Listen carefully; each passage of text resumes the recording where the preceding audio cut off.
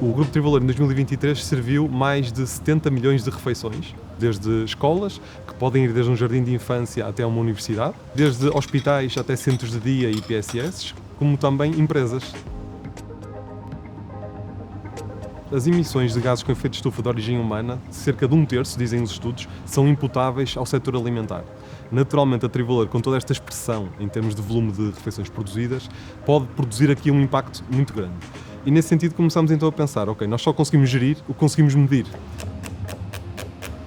Tivemos que contactar aqui a Faculdade de Engenharia, enquanto grande player desta área de produção de conhecimento, para desenvolvermos uma ferramenta que fosse credível, robusta e replicável.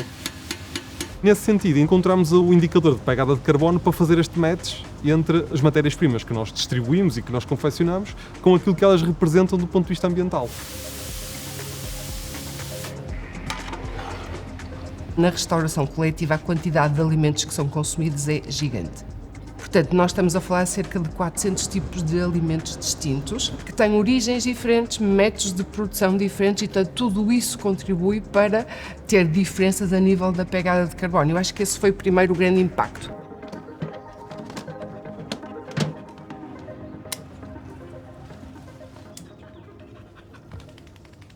Em função do tipo de alimento, podemos estar a falar de uma produção agrícola, podemos estar a falar da pesca, da aquacultura ou mesmo da produção de gado bovino, portanto, há diferentes maneiras de produzir o alimento e depois, claramente, dependendo desse alimento, ele sofre um processamento, uma conservação, depois, de facto, há uma distribuição, uma confecção e depois, claramente, quando deixamos esse tipo de alimento no nosso prato, ele poderá ter que sofrer um transporte adicional e vai mesmo sofrer uma etapa de fim de vida que pode passar por uma compostagem, por uma deposição em aterro.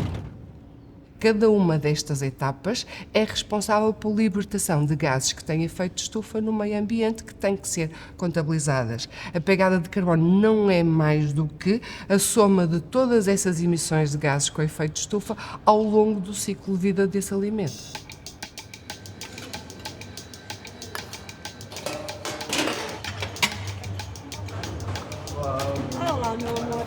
Este piloto na cantina foi fundamental para percebermos, de facto, o que é que estávamos a servir.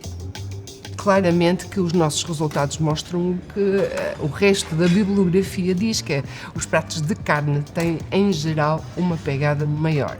E se a carne for a carne bovina, de facto, temos ali notoriamente um prato com uma grande pegada de carbono. E claramente o vegetariano é aquele que aparece como sendo o prato com a menor pegada de carbono em geral. Mas tivemos surpresas. Em alguns dos casos, o prato de peixe tinha uma pegada de carbono menor que o prato vegetariano. Há muito trabalho para ser feito. Vamos implementar um sistema de comunicação da pegada de carbono distinto daquele que usamos no passado e depois há muito trabalho a ser feito a nível da sensibilização, que eu acho que este é o foco essencial, não é? Sensibilização da comunidade estudantil para estas questões. Evidentemente que um serviço de cantinas tem um impacto. A nossa estratégia é uma estratégia de minimizar esse nosso impacto. E essa minimização acontece a vários níveis, quer no antes, quer no durante, quer no depois. Antes, porque nós fazemos a separação de resíduos, tudo o que podemos e entregamos para valorização na LIPOR. Durante, porque nós confeccionamos no momento. E ao ser feito no momento, obviamente, o desperdício reduz. E no após, porque sempre que é possível fazemos doação dos bens que não foram utilizados para utilização por instituições da cidade. Cerca de 1/3 dos alimentos produzidos mundialmente são desperdiçados. Cada português desperdiça cerca de 180 quilos por ano de alimentos, o que está acima da média da União Europeia, que são cerca de 130 quilos por habitante. Aquilo que nós fazemos com o Dose Certa é atuar junto das entidades produtoras de refeições, restaurantes, cantinas, hotéis. Numa fase inicial avaliamos as práticas que estão implementadas e avaliamos também o desperdício que está a ser gerado e a partir daí então trabalhamos os dados, vemos o que é possível melhorar, formamos as equipas, propomos uma série de medidas de melhoria e após a implementação então vamos verificar se efetivamente conseguimos diminuir o desperdício.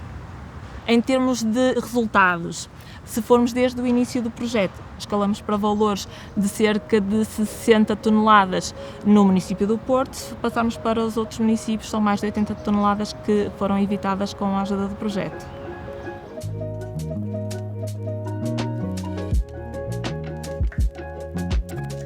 resíduos alimentares são a fração com maior peso nos resíduos urbanos. Anualmente são produzidas mais de 40 mil toneladas de resíduos alimentares na cidade do Porto. Em 2021 instalámos o projeto orgânico.